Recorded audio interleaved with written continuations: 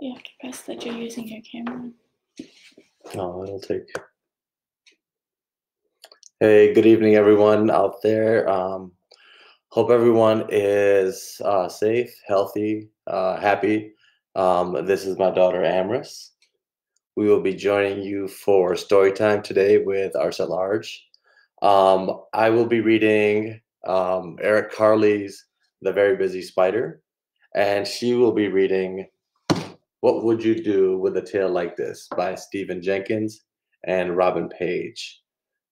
Amherst will start first, and then I will go. Okay. Thank you. Yep. What Would You Do with a Tale Like This by Steve Jenkins and Robin Page.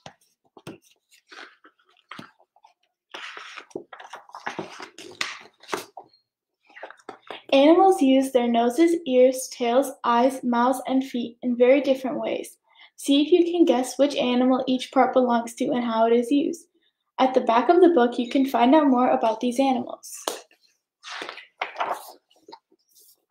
What would you do with a nose like this?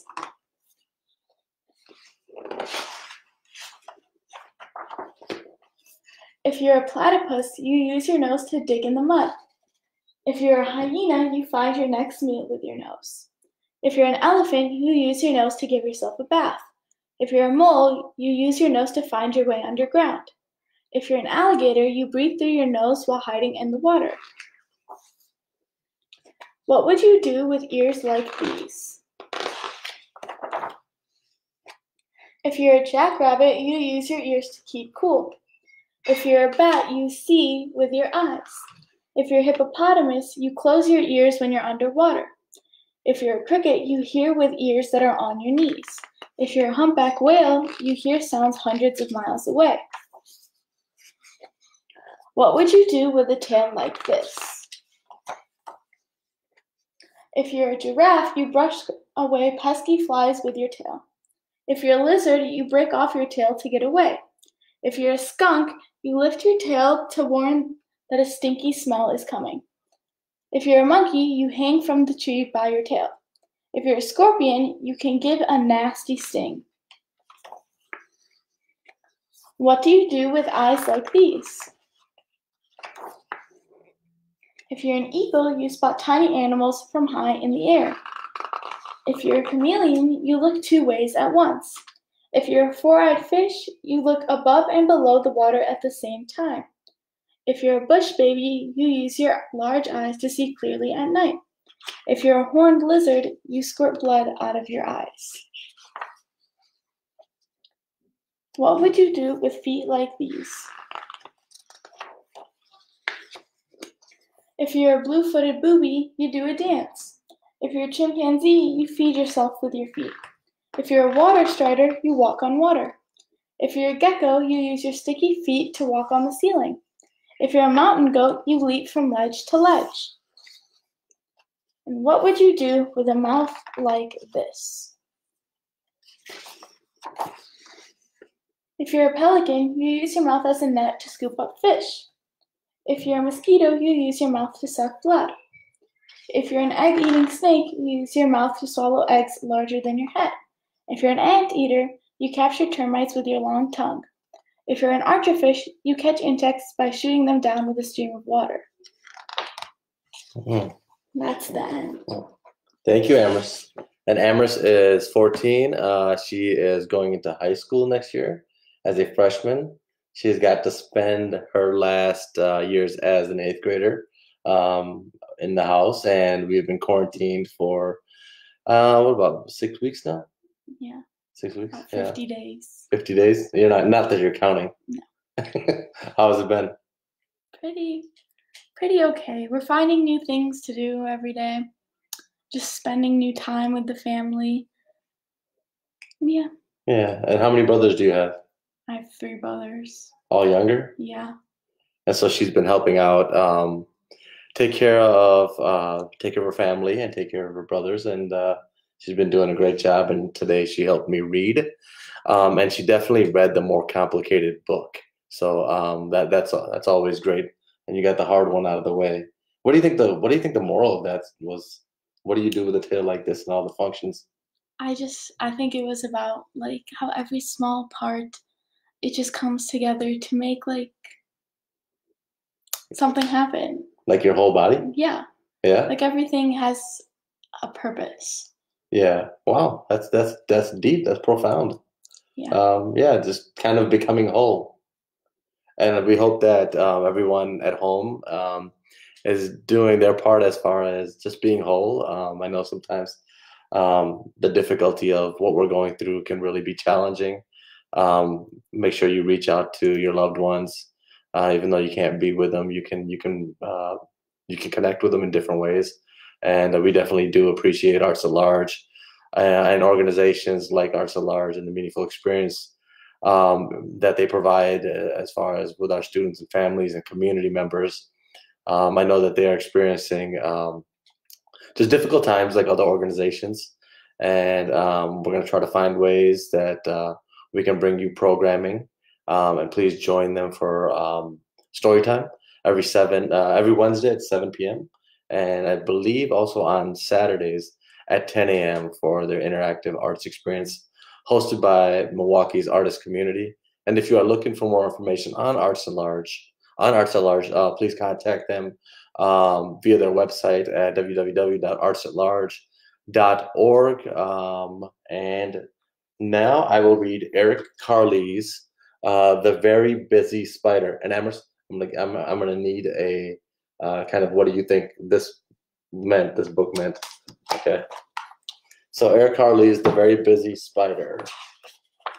Let me get a little bit closer. It's hard to read like this. Oh, okay. Early one morning, the wind blew a spider across the field. A thin, silky thread trailed from her body. The spider landed on a fence post near a farmyard and began to spin a web with her silky thread. "Nay, nay," said the horse. "Want to go for a ride?" The spider didn't answer. She was very busy spinning her web. "Moo, moo," said the cow. "Want to eat some grass?" The spider didn't answer. She was very busy spinning her web. "Ma, ma," bleated the sheep. "Want to run in the meadow?" Why are you laughing at me? The spider didn't answer. She was very busy spinning her web. You can't see Amherst, but she's laughing at me. "Ma, ma," said the goat. "Want to jump on the rocks?" The spider didn't answer. She was very busy spinning her web.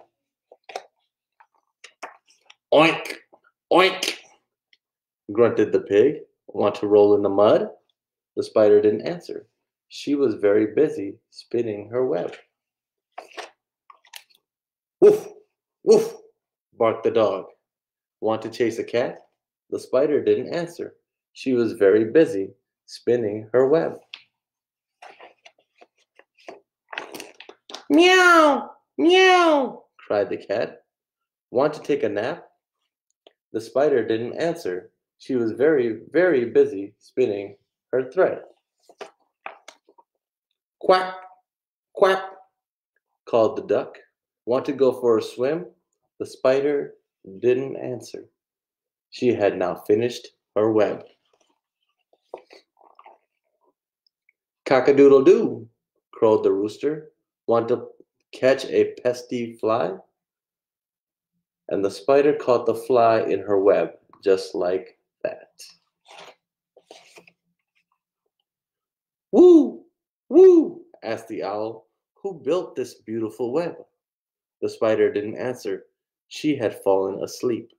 It had been a very, very busy day. What do you think that was about? Well, everybody was trying to get her attention, but the spider was just focusing on the goal and ended up being the one actually catching the fly by just focusing on what she needed to do. So there you go.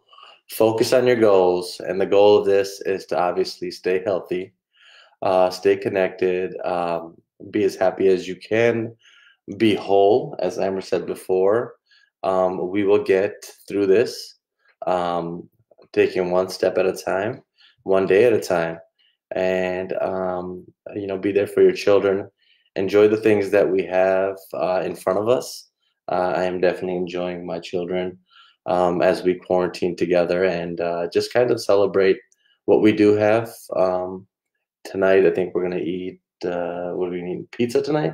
I think so. So we're gonna have some pizza in a little bit, and we wish you a good evening. Remember to practice social distancing, wash your hands, and then have a good night and be there for one another. God bless.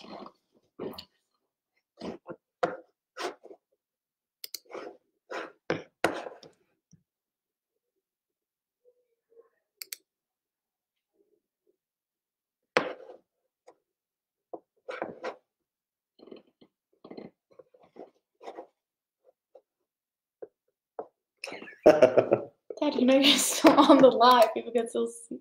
Uh-oh. Can they still see me?